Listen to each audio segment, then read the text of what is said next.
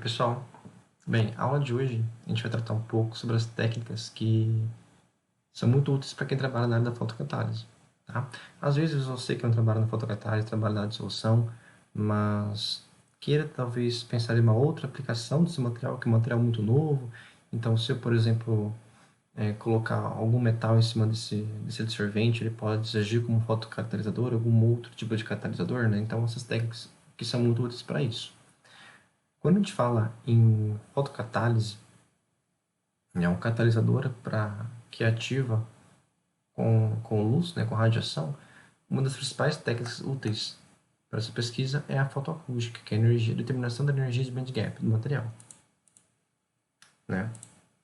Quando nós temos aqui, por exemplo, um catalisador, né, um catalisador, a gente diz, ele pode ser um semicondutor. Um semicondutor, nós temos um material, que nós temos a banda de valência e a banda de condução, que ele é excitado por alguma coisa, o elétron sai da banda de valência e vai para a banda de condução, né? Forma uma lacuna positiva aqui e uma lacuna negativa, que vai providenciar no total as reações oxirredutivas, né, que vai acontecer no processo. Por exemplo, a água vem aqui, né, ela dissolve no catalisador, é oxidada, forma radicais, que ao entrar em contato com a banda de condução, formam os radicais hidroxilas, que são altamente, né, energéticos para promover a degradação de compostos, não orgânicos também, compostos orgânicos no meio reacional. E essa energia de band gap, então, ela é determinada pela fotoacústica. A fotoacústica nada mais é do que esse mecanismo aqui, né, onde a gente coloca o material no nosso equipamento e por meio de uma radiação, esse material ele é fotoexcitado, ele provoca uma dilatação nesse material, e aqui em cima nós temos como se fosse uma película bem fininha de vidro, né? E aqui temos um microfone. E quando provoca essa dilatação desse material por meio dessa radiação, né, que é emitida aqui, monocromado, provoca a dilatação e o ar que está aqui dentro expande também, né, devido a esse pouco espaço presente nesse mostrador. Com essa dilatação, o microfone ele consegue pegar esses sinais e converter eles em sinais fotoacústicos. Bem, a principal forma de determinar, então, a partir daqueles sinais é pela equação de Tauck. A equação de Tauck é essa equação aqui, onde nós temos aqui o A é um sinal normalizado. O sinal normalizado é como se fosse normalizar o sinal da nossa amostra com algum padrão, né? Geralmente o padrão que é utilizado é o padrão de carvão, porque ele consegue absorver, né? Como é o corpo negro, ele absorve toda a radiação, né? Então a gente consegue, a partir dele, normalizar os nossos dados. Aqui, o H sobre lambda, né? Nós temos aqui energia, né, de Planck, nós temos a constante Planck, nós temos aqui a velocidade da luz, né? E o comprimento de onda, né? Que faz varredura nesse comprimento de onda. Aqui eu coloquei essas constantes para vocês. Tá? O C é uma constante, que é o coeficiente angular desse gráfico, né? Que aqui vai dar uma equação na reta. Novamente, energia. Esse E aqui é a nossa energia de band gap, tá bom? Esse M aqui, ele é uma outra constante que depende bastante do nosso material, tá? É o que a gente fala aqui, que é o parâmetro que relaciona a disposição das bandas de condução e de valência, que é justamente isso aqui que eu falei para vocês, né? Banda de valência e banda de condução. Então, esse M, ele varia, valores aí de entre 1 até 3, mais ou menos. Então, fica 1,2, 1,5, 2, 2,5, né? Tem essa variação que depende do material. A gente fala que os mais comuns é a transição direta e indireta, né? O que é a transição direta para esse valor de M? A transição direta é quando nós temos aqui a banda de valência e a banda de condução, exatamente uma sobreposta à outra, né? Uma em cima da outra, assim popularmente dizendo, né? Porque o elétron sai daqui e vai para a banda de condução. Transição direta.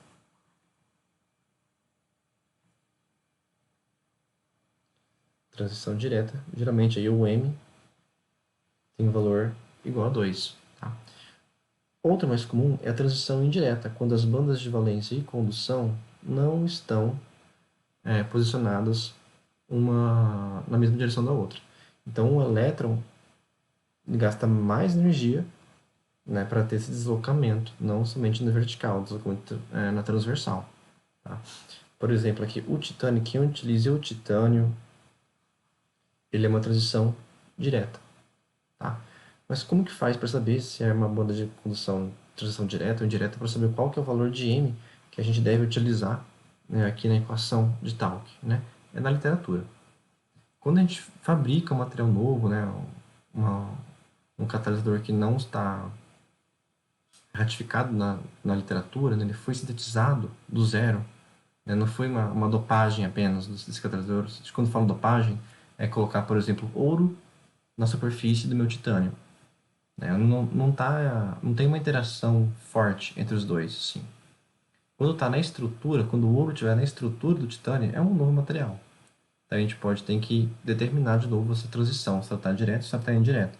Então existe um estudo para determinar qual que é esse valor de M, que a gente fala o estudo DFT. Né? Eu sei que no departamento de Química, eles têm uma disciplina que essa aqui é simulação. Né? Então é todo um trabalho de simulação para fazer essa análise de DFT, para determinar qual é a transição, se a transição direta ou indireta desse material. Mas quando a gente trabalha com titânio, a gente também óxido de zinco, são todos em transição direta. Tá? É muito bom vocês pesquisarem na literatura, principalmente se tem informação sobre isso, né, quando vão na parte do band gap, se eles falam alguma coisa desse fator M, para vocês poderem utilizar e citar isso, né, numa tese, numa dissertação, no próprio artigo também. Tá? A gente não vê muito em artigos citando não, né, o valor de M. Geralmente nos artigos eles colocam os valores do band gap. Né? Então esse valor aqui, que é o salto eletrônico, a gente chama que é o valor de band gap. Né, que é a energia necessária para promover a excitação eletrônica da banda de valência para a banda de condução para cada tipo de material. Tá? Então, esse band gap é uma energia, né, de elétron, então a unidade vai vir lá em electronvolts. Okay? Então, o que é visto geralmente nos artigos é isso. Então, tem um material lá, um catalisador de óxido de titânio, tem um de óxido de titânio com cobre, por exemplo. Né? Vai ter uma tabelinha e vai falar qual que é o seu valor do band gap. Então, 3,2 aqui para o titânio puro, e com ele com cobre reduziu para 2,8, né, é o que a gente vê geralmente, eletronvolt. Não fala nem a equação que é utilizada, mas na maioria das vezes é a equação de Tauck, e não fala qual é esse fator M, mas para vocês calcularem, para vocês colocarem uma dissertação, uma tese, é importantíssimo. Tá? Sempre solicitado pela banca. Então, para fazer essa análise, né, de fotoacústica, ela ocupa muito pouco material e é uma análise não destrutiva. Então a gente coloca o nosso material aqui, né, nesse mostrador. Aqui é a película de vidro, né, aqui fica bem pouco visível, mas é muito pouco que é utilizado. Então isso mostra aqui como é apenas incidida luz, né, não coloca nenhum tipo de solvente nem nada, ela pode ser recuperada para você fazer novos testes, né, reacionários.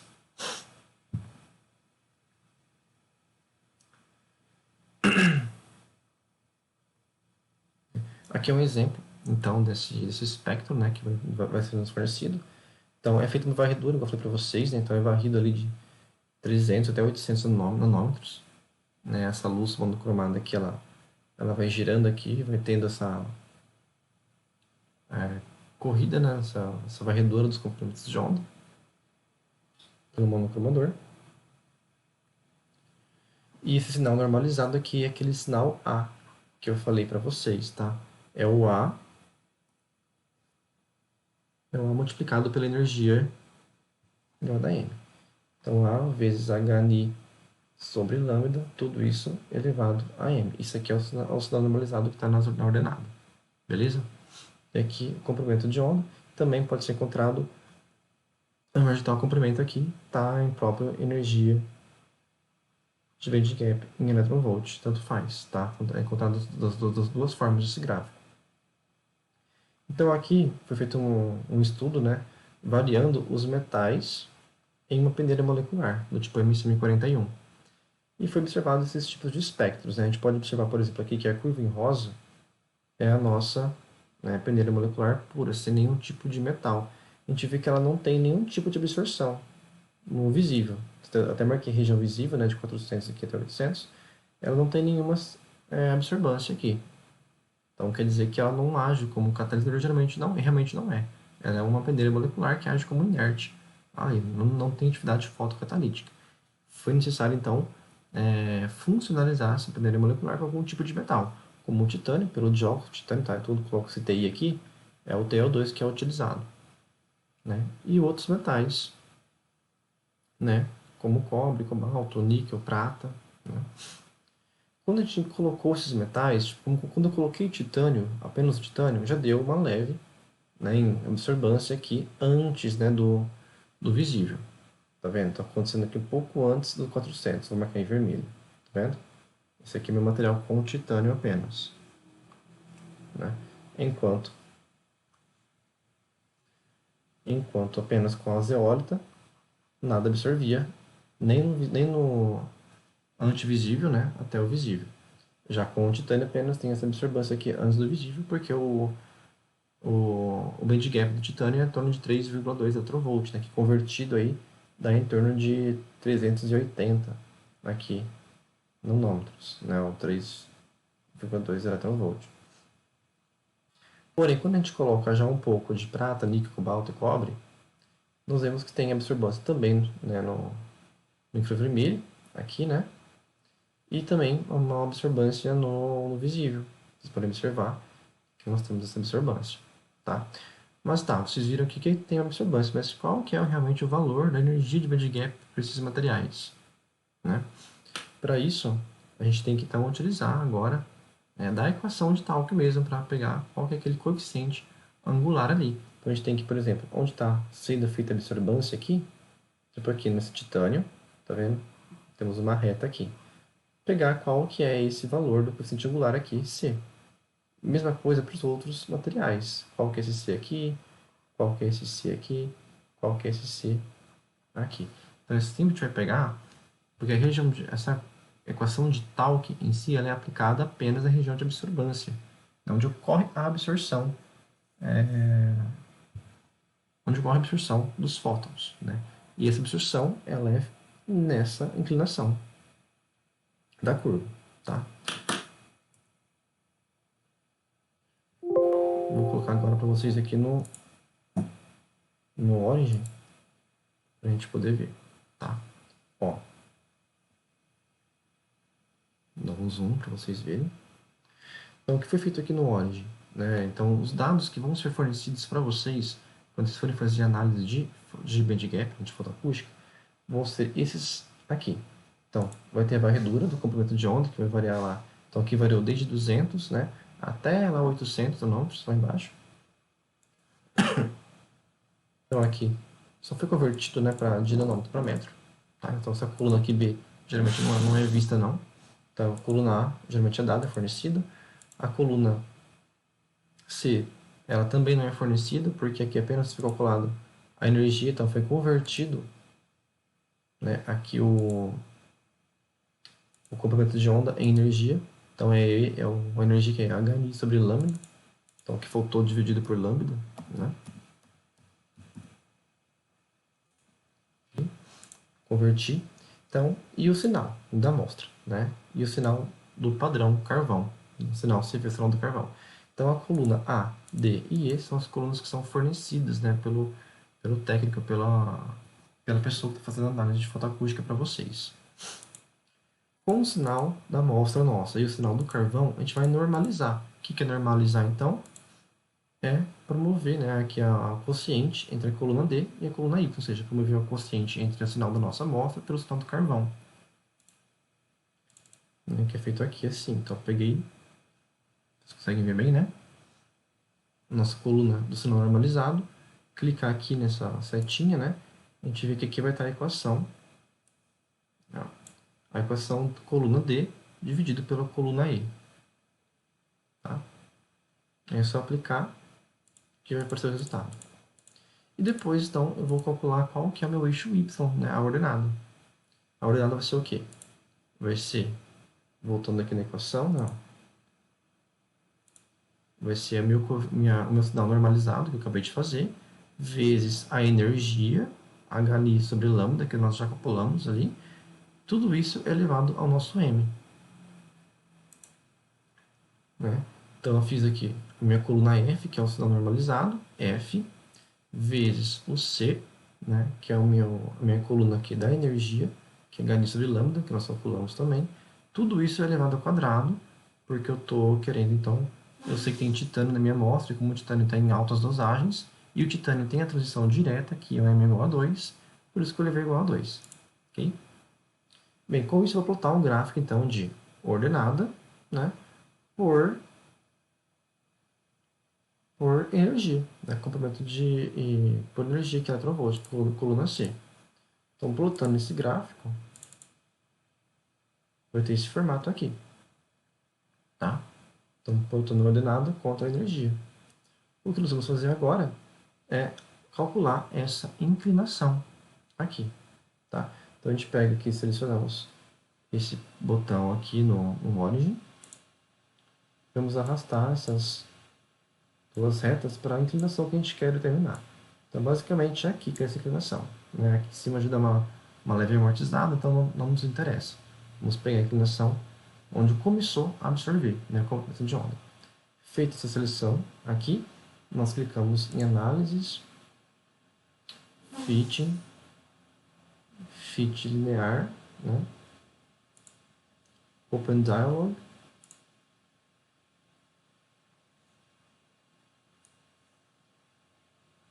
Certo? Apertamos OK.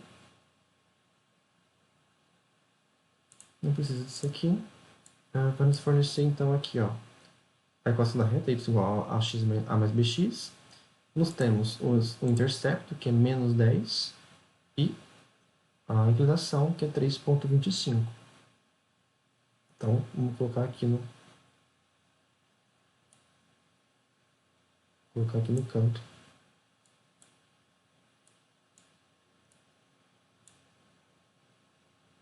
Aqui.